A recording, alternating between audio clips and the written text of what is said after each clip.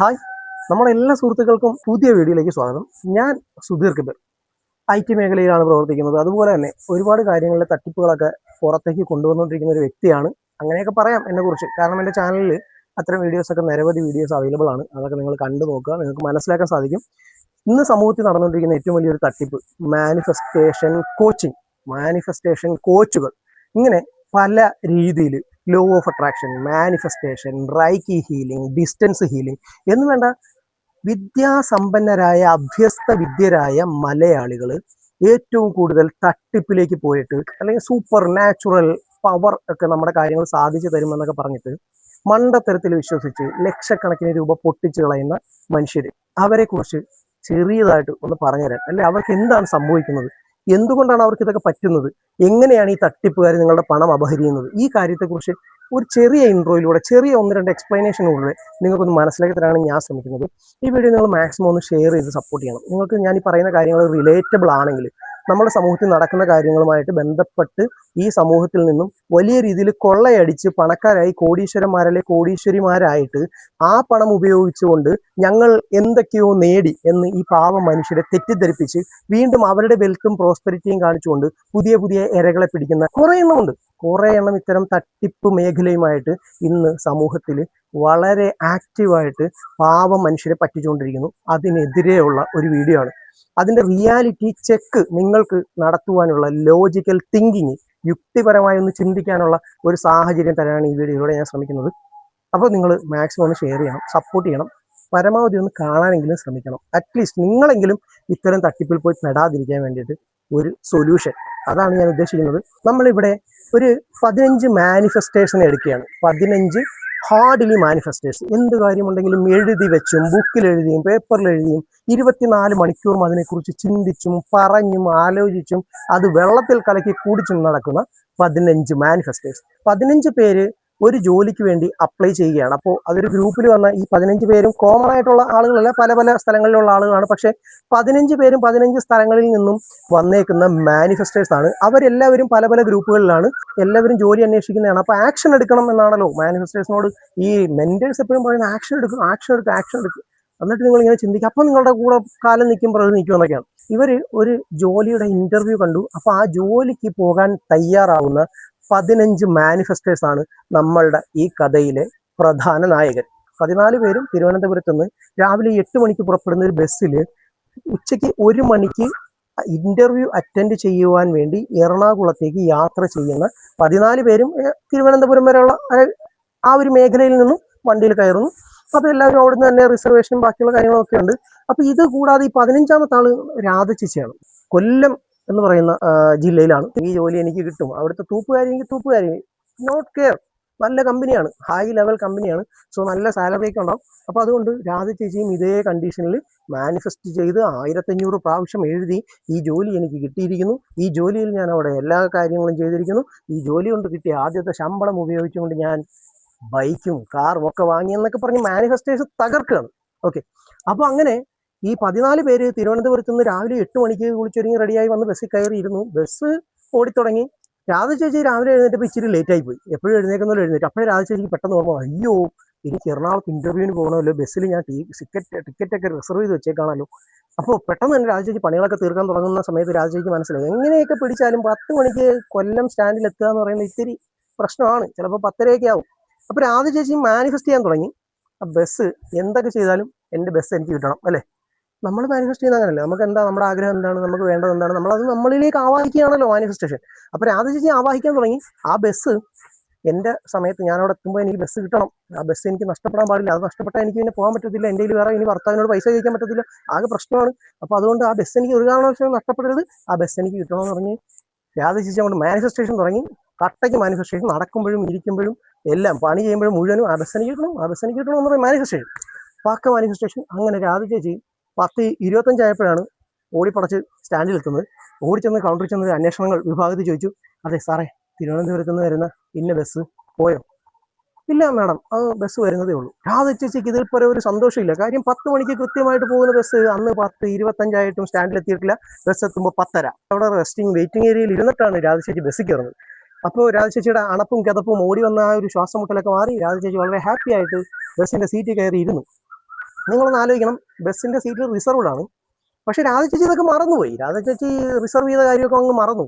രാധ ചേച്ചി സീറ്റിൽ കയറി ഉടനെ തന്നെ വാട്സപ്പ് തുറന്നു. എന്നിട്ട് മറ്റേ അവരുടെ മെന്റർ ആരാണോ അവരുടെയൊക്കെ വാട്സപ്പ് ഗ്രൂപ്പ് അങ്ങോട്ട് തുറന്നിട്ട് അതിൻ്റെ അകത്ത് അങ്ങോട്ട് പറഞ്ഞു, ഇന്ന് ഭയങ്കര അത്ഭുതം ഉണ്ടായി. എന്നും 10 മണിക്ക് പോകുന്ന ബസ്സാണ്. ആ ബസ്സിലാണ് ഞാൻ എറണാകുളത്ത് പോകാൻ വേണ്ടി ടിക്കറ്റ് റിസർവ് ചെയ്തിരുന്നത്.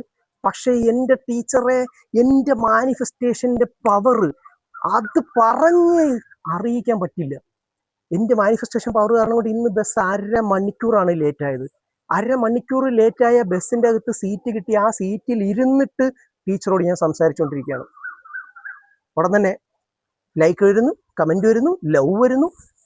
പറയണ്ട, ലവ് ബോംബിങ്ങിന്റെ ഒരു പ്രളയമാണ് ആ ഗ്രൂപ്പിൽ അങ്ങനെ നടക്കുന്നത്. രാധ ചേച്ചി എല്ലാവരും പൊക്കുന്നു, you are very great, congratulation dear. ബസ്സിൽ സീറ്റ് കിട്ടിയെന്ന് പറഞ്ഞത് റിസർവേഷൻ ചെയ്തിട്ടാണെന്ന് പോലും ആരും മെൻഷൻ ചെയ്യുന്നില്ല. ഓക്കെ, പോട്ടെ. അങ്ങനെ ബസ്സിൽ സീറ്റ് കിട്ടിയ സന്തോഷം. അപ്പൊ തന്നെ നമ്മുടെ ടീച്ചറൊക്കെ വരുന്നു, പറന്നു വന്നിട്ട് പറയുന്നു, ഗായ്സ് നോക്കൂ ഗായ്സ്, കണ്ടോ മാനിഫെസ്റ്റേഷന്റെ പവർ.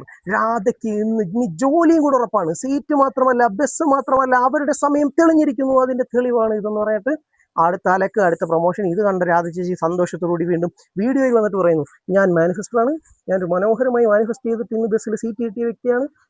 എന്റെ ജീവിതത്തിൽ ഇങ്ങനെ നടന്നുകൊണ്ടിരിക്കുന്ന അത്ഭുതങ്ങൾ പറഞ്ഞാൽ തീരില്ല. പോട്ടെ, ആദ്യത്തെ 14 പേര് അല്ലെ, തിരുവനന്തപുരത്ത് നിന്ന് വന്ന 14 പേര്, ആ 14 പേരുടെയും ബസ് ലേറ്റ് ആണ്. ആ 14 പേരെ സംബന്ധിച്ച് അവർ 1 മണിക്ക് എത്തണമെന്ന് മാനിഫെസ്റ്റ് ചെയ്തത് ഫെയിലാണ്. ആരെങ്കിലും അതിന് നോട്ടീസ് ചെയ്തോ? ഇല്ല അല്ലെ. 14 പേർക്ക് ഈ ഒരു വ്യക്തിക്ക് വേണ്ടി പ്രപഞ്ചം മുഴുവൻ കൂട്ടുനിന്നിട്ട് ഈ 14 പേരുടെ മാനിഫെസ്റ്റേഷൻ ഫെയില്, ഇവരുടെ പാസ്. ഇവരുടെ വിശ്വാസം ഇവർ തള്ളി മറിച്ചു, ഗ്രൂപ്പിലിട്ടു. അത് ക്ലിക്ക്, വൈറൽ വീഡിയോ. അടുത്ത 1000 പേര് ആ ട്രാപ്പിലേക്ക് വന്നു. നിങ്ങളിത് ജസ്റ്റ് മനസ്സിലാക്കാൻ വേണ്ടി ഞാൻ ഒരു എക്സാമ്പിൾ പറയുകയാണ്. പക്ഷെ ആ 14 പേരും കൃത്യസമയത്ത് എത്തണമെന്ന് വിചാരിച്ച് അവര് അന്നെത്തുമ്പോൾ ഈ ഒരു ടൈം ലൈൻ വെച്ച് പറഞ്ഞാൽ പോലും അത് 1 മണിക്ക് എത്തേണ്ട ബസ് 1:30 ആകും. 1/2 മണിക്കൂർ ലേറ്റ് ആണ് അല്ലേ. ഇന്റർവ്യൂ അവർക്ക് അറ്റൻഡ് ചെയ്യാൻ പറ്റുമോ? പറ്റില്ല. സ്വാഭാവികമായിട്ടും ലേറ്റായി ചെന്ന് കഴിഞ്ഞാൽ ഇന്റർവ്യൂവിൽ അറ്റൻഡ് ചെയ്യാൻ പറ്റില്ല. ഇനി നമുക്ക് ഇന്റർവ്യൂവിലേക്ക് ഇവരെല്ലാവരും എന്തായാലും ബസ് ലേറ്റ് ആയതാണ്, അങ്ങനെ 10-15 പേർ ഒന്നിച്ച് വന്നതല്ലേ, കൺസിഡറേഷൻ കൊടുത്തു. കമ്പനി കൺസിഡറേഷൻ കൊടുത്തു, ഇവരെ ഇന്റർവ്യൂ അറ്റൻഡ് ചെയ്യാൻ അനുവദിച്ചു. ഈ ഇന്റർവ്യൂ അറ്റൻഡ് ചെയ്യുന്ന സമയത്ത് ഈ ഇന്റർവ്യൂ എടുക്കുന്നത് ഒരു AI ബോട്ടാണ്, അല്ലെങ്കിൽ വീഡിയോ കോൺഫറൻസിലൂടെ AI ബോട്ടിനോട് സംസാരിക്കേണ്ടത്. അവിടെ ചെന്നിട്ട് ഞാൻ 1000 പ്രാവശ്യം ഇത് എഴുതി വെച്ചത് കൊണ്ട് എനിക്ക് ജോലി കിട്ടണമെന്ന് പറഞ്ഞാൽ ജോലി കിട്ടുമോ? ഞാൻ ഈ ജോലിക്ക് വേണ്ടി ഇത്രയും അഹോരാത്രം പണിയെടുത്ത് 1000ഉം 1500ഉം 100ഉം 150ഉം പ്രാവശ്യം ഞാൻ എഴുതി അത് കലക്കി വെള്ളത്തിൽ കുടിച്ചു എന്ന് പറയുന്ന ജോലി കിട്ടുമോ? ഇല്ല. അവിടെ എംപ്ലോയീസിന്റെ എന്തൊക്കെയാണ് അവരുടെ എബിലിറ്റീസ്, അവരതിന് എലിജിബിൾ ആണോ, അവരുടെ ക്വാളിഫിക്കേഷൻ എന്താണ്, അവരുടെ എക്സ്പീരിയൻസ് എന്താണ്, ഇങ്ങനെ നിരവധി ക്രിറ്റേരിയയിലൂടെയാണ് ഈ ഒരു ജോലി അവർക്ക് കിട്ടുക. അല്ലാതെ കഴിവില്ലാത്ത ഒരുത്തന്, മാനിഫെസ്റ്റ് ചെയ്ത ഒരുത്തന്, വെറുതെ ഇരുന്ന് സ്വപ്നം കണ്ട് പണം ഉണ്ടാക്കാമെന്ന് ചിന്തിക്കുന്ന ഒരുത്തന് ഒരു കാരണവശാലും ഒരു കമ്പനിയും ജോലി കൊടുക്കില്ല. അതാണ് അതിന്റെ ഫാക്ട്. അപ്പൊ സ്വാഭാവികമായിട്ടും ജോലി കിട്ടുന്ന ആളുകൾ അതിൻ്റെ അകത്ത് 5 പേരെ ഷോർട്ട് ലിസ്റ്റ് ചെയ്തു. അവിടെ 10 വേക്കൻസി ഉണ്ടെങ്കിൽ 14 പേരിൽ നിന്നും 5 പേരെ ഷോർട്ട് ലിസ്റ്റ് ചെയ്തു. ബാക്കിയുള്ളവരോട് പറഞ്ഞു, നിങ്ങൾ പൊക്കോ, നിങ്ങൾക്ക് ഇവിടെ ജോലിയില്ല, നിങ്ങൾ ഞങ്ങൾ ഉദ്ദേശിക്കുന്ന കാറ്റഗറിയിലുള്ള ആളുകളല്ല. അവർ പറയും, സ്വാഭാവികമാണ്. ആ 5 പേര് വീണ്ടും പറയും, മാനിഫെസ്റ്റ് ചെയ്തത് കൊണ്ടാണ് എനിക്ക് കിട്ടിയത്. ആണോ? അത് മാനിഫെസ്റ്റ് ചെയ്തുകൊണ്ടാണോ? അല്ല, അവരുടെ എഫിഷ്യൻസി, അവരുടെ എഫർട്ട്, അവര് പഠിച്ച വിദ്യാഭ്യാസ യോഗ്യത, അവർ എക്സ്പീരിയൻസ്ഡ് ആണോ എന്ന കാര്യങ്ങൾ ഇതൊക്കെ അനലൈസ് ചെയ്തിട്ടാണ് അവിടുത്തെ ഇന്റർവ്യൂ ബോർഡ് അവരെ ഷോർട്ട് ലിസ്റ്റ് ചെയ്തത്. അപ്പോഴും ജോലി കിട്ടിയിട്ടില്ല. അവർ 5 പേര് മെസ്സേജ് ഇടും ഗ്രൂപ്പിൽ, ബാക്കി 10 പേര് നിശബ്ദരായിട്ട്, 15 പേരിൽ 10 പേര് നിശബ്ദരായിട്ട് മിണ്ടാതെ കിട്ടിയില്ല. രാധ ചേച്ചിയും പറയും, ടീച്ചറെ ഞാൻ ശ്രമിച്ചു, പക്ഷെ ഞാൻ ഇനിയും മാനിഫെസ്റ്റ് ചെയ്യും. കാര്യം രാധ ചേച്ചിക്ക് ആദ്യം തന്നെ ബസ് കിട്ടിയതാണ്. അപ്പൊ ഇത് എത്രത്തോളം ഇതിൻ്റെ അകത്ത് തട്ടിപ്പാണ്, മനുഷ്യന്റെ സൈക്കോളജിക്കൽ സ്റ്റേറ്റുകളെ മുതലെടുത്തുകൊണ്ട് നടത്തുന്ന ഇത്തരം തട്ടിപ്പിനെ കുറിച്ച് നിങ്ങൾ മനസ്സിലാക്കണമെന്നാണ് ഞാൻ ആഗ്രഹിക്കുന്നത്. അതിനുവേണ്ടിയാണ് ഞാൻ ഈ വീഡിയോ ചെയ്തത്. ഓക്കെ, അപ്പൊ ഇതിനെക്കുറിച്ച് ഡീറ്റെയിൽ ആയിട്ടുള്ള ഓരോ കാര്യങ്ങളും ഇതുപോലെ എന്താണ് നിങ്ങളുടെ ലൈഫിൽ അതിൻ്റെ അകത്ത് സംഭവിച്ചത് എന്ന് കൃത്യമായിട്ട് വിശദീകരണം തരുന്ന വീഡിയോകൾ ഞാൻ ഈ ചാനലിൽ കൂടെ ചെയ്യാം. നിങ്ങൾക്ക് താല്പര്യമുണ്ടെങ്കിൽ സബ്സ്ക്രൈബ് ചെയ്യാം, ഷെയർ ചെയ്യാം. ഇത് ആളുകളിലേക്ക് എത്തിച്ച് അവർക്ക് പണം പോകുന്ന 2000ഉം 3000ഉം കൊടുത്തിട്ട് ഇത്തരം ആളുകളുടെ അടുത്ത് പോയിട്ട് ഓവർ പോസിറ്റിവിറ്റി അല്ലെങ്കിൽ ടോക്സിക് പോസിറ്റിവിറ്റി വാങ്ങി അണ്ണാക്കിൽ തിരികി അവസാനം സ്വന്തം കഴിവുകളിൽ പോലും വിശ്വാസമില്ലാതെ വിക്ടിം ബ്ലെയിം എന്ന് വെച്ചാൽ ഈ മാനിഫെസ്റ്റേഷൻ നടന്നില്ലെങ്കിൽ അവർ പറയുക അത് നിങ്ങളുടെ കുഴപ്പമാണ്, നിങ്ങളുടെ പ്രശ്നം കൊണ്ടാണ് ഗായ്സ്, നിങ്ങൾക്ക് വിശ്വാസമില്ല ഗായ്സ്, നിങ്ങളുടെ കൂടെ നെഗറ്റീവ് പറയുന്ന ആളുകളുണ്ട് ഗായ്സ്, നിങ്ങളുടെ നെഗറ്റീവ് മെന്റാലിറ്റിയാണ് ഗായ്സ്. കംപ്ലീറ്റ് കുറ്റം നമ്മുടെ നെഞ്ചത്ത്. നമ്മൾ അങ്ങോട്ട് പൈസ കൊടുത്തിട്ടാ ചെന്ന് കയറിയത്, ആ പൈസ ഉപയോഗിച്ചിട്ട് ആ BMW ഓടിയും ഇത്രയും ബെൻസും ഒക്കെ വാങ്ങുന്നത്. അപ്പോൾ ഈ പറഞ്ഞ പോലെ മറ്റുള്ളവനെ പറ്റിച്ച് പൈസ ഉണ്ടാക്കിയിട്ട് ആ പൈസ കാണിച്ചിട്ട് അതിന്റെ ഹുങ്ക് കാണിച്ചിട്ട് അതിന്റെ പ്രൗഢി കാണിച്ചിട്ട് അവകാശവാദം ഉന്നയിക്കുന്നുണ്ടെങ്കിൽ where from the earnings come എന്ന് ചോദിച്ചാൽ, എവിടെ നിന്ന് ഈ പണം വന്നു എന്ന് ചോദിച്ചാൽ, ഈ പാവപ്പെട്ട നിരാലംബരായ നിരാശ്രയരായ സ്വന്തം ജീവിതത്തിൽ അവർക്കൊന്നും ആകാൻ പറ്റിയില്ല എന്ന് വിഷമിച്ചിരിക്കുന്ന ആളുകളെ മുതലെടുത്തിട്ടാണ്, പറ്റിച്ചിട്ടാണ്, തട്ടിപ്പ് നടത്തിയിട്ടാണ്. അതുകൊണ്ട് അവരെ കണ്ണുമടച്ച് ഞാൻ വിളിക്കും തട്ടിപ്പുകാരെന്ന്. അത്തരം തട്ടിപ്പുകാരുടെ തട്ടിപ്പുകളിൽ പോയി വിട്ട് നിങ്ങളുടെ പണം നഷ്ടപ്പെടുത്താതിരിക്കുക എന്നതാണ് ഈ വീഡിയോയിൽ എനിക്ക് നിങ്ങൾക്ക് തരാനുള്ള ഏറ്റവും സ്ട്രോങ് ആയിട്ടുള്ള ഇൻഫർമേഷൻ. സോ വീഡിയോ ഇഷ്ടപ്പെട്ടിട്ടുണ്ടാവും എന്ന് ഞാൻ വിശ്വസിക്കുന്നു. ഇഷ്ടപ്പെട്ടെങ്കിൽ തീർച്ചയായിട്ടും അങ്ങോട്ട് ഷെയർ ചെയ്ത് ലൈക്ക് ചെയ്ത് മിന്നിച്ചേക്ക്. ഇതിന്റെ കണ്ടിന്യൂഷൻ, ഈ എക്സാമ്പിൾ കുറേ ഉണ്ടല്ലോ, അപ്പോൾ ഇതിന്റെ കണ്ടിന്യൂഷനായിട്ട് നമുക്ക് വീണ്ടും ഇത്തരം തട്ടിപ്പുകളെ തുറന്നു കാണിക്കുന്ന വീഡിയോകളുമായിട്ട് നിങ്ങളുടെ മുന്നിൽ വരണമെന്നാണ് ഞാൻ ആഗ്രഹിക്കുന്നത്. തീർച്ചയായിട്ടും നിങ്ങളുടെയൊക്കെ ഒരു ലൈക്കിലൂടെയോ ഇത്തരം തട്ടിപ്പിൽ പെട്ടിട്ടുണ്ടെങ്കിൽ പലരും തുറന്നു പറയാൻ മടിക്കും. കാരണം സങ്ക് കോസ്റ്റ് ഫാലസി എന്ന് പറയുന്നത് നമ്മുടെ സൈക്കോളജിക്കൽ സ്റ്റേറ്റ് ആണത്. നമ്മൾ എന്തെങ്കിലും ഒരു തട്ടിപ്പിൽ പെട്ടാലും നമുക്കത് തുറന്നു പറഞ്ഞാൽ ഞാൻ ഇത്രയും പൊട്ടനായിരുന്നു എന്ന് നാട്ടുകാർ അറിയുമോ എന്ന് ചിന്തിക്കുന്ന ഒരു മാനസികാവസ്ഥയിൽ നിങ്ങളും പെട്ടുപോകും. അതുകൊണ്ട് നിങ്ങൾ തുറന്നു പറയുമെന്നൊന്നും ഞാൻ വിശ്വസിക്കുന്നില്ല. പക്ഷേ നിങ്ങൾക്കറിയാവുന്ന ആളുകളോടെങ്കിലും ഇത് തട്ടിപ്പാണ്, അതുകൊണ്ട് നിങ്ങൾ അതിൽ പോയി പെടരുത് എന്ന് പറയാനുള്ള സാമാന്യ സോഷ്യൽ കമ്മിറ്റ്മെന്റ് എങ്കിലും കാണിക്കുമെന്ന് പ്രതീക്ഷിച്ചുകൊണ്ട് ഈ വീഡിയോയിൽ നിന്നും ഞാൻ സൈൻ ഓഫ് ചെയ്യുന്നു. തീർച്ചയായിട്ടും മറ്റൊരു അടിപൊളി വീഡിയോയുമായിട്ട് വീണ്ടും കാണാം. അതുവരേക്കും നന്ദി, നമസ്കാരം, സ്നേഹപൂർവ്വം Sudheer Kabir signing off. Please like, share and subscribe. Thank U.